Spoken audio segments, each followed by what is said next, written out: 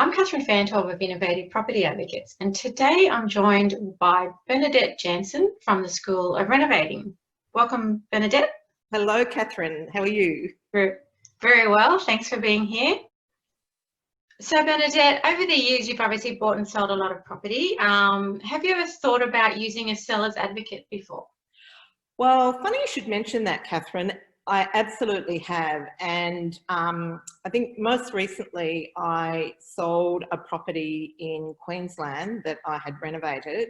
Found in Queensland, because I'd never sold a property there before and I was going with an agent I didn't know, and I just thought this is quite a harrowing experience because you really don't know how much you can trust them. You know, we do our due diligence, but and you start getting this feedback from them, and you're wondering, you know, you're thinking, are they trying to pull the wool over my eyes, or, you know, all this sort of stuff.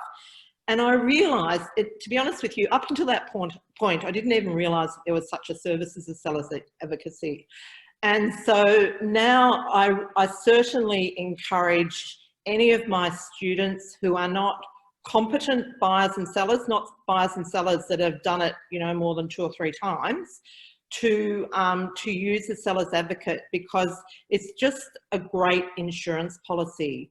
And I think even though I've had a lot of experience with buying and selling properties, if I'm, you know, I still get that, you know, it's still an anxious time for me. It's an anxious time for anyone that is selling, and having someone that's actually completely in your court.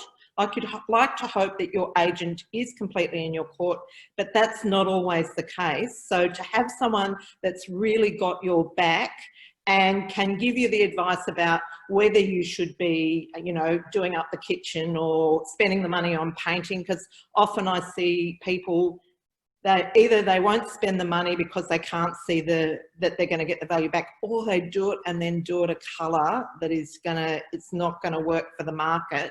So having someone that's got their finger on the pulse in your market that can really, you know, be your sort of second pair of eyes and your supporter and mentor, I think is a brilliant service, and particularly as it doesn't cost anything. I just can't imagine why anyone who wouldn't use a seller's advocate.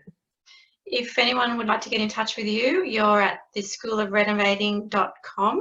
Yes. So thanks, Bernadette, again, and we'll see you next time. Beautiful. Thank you, Catherine.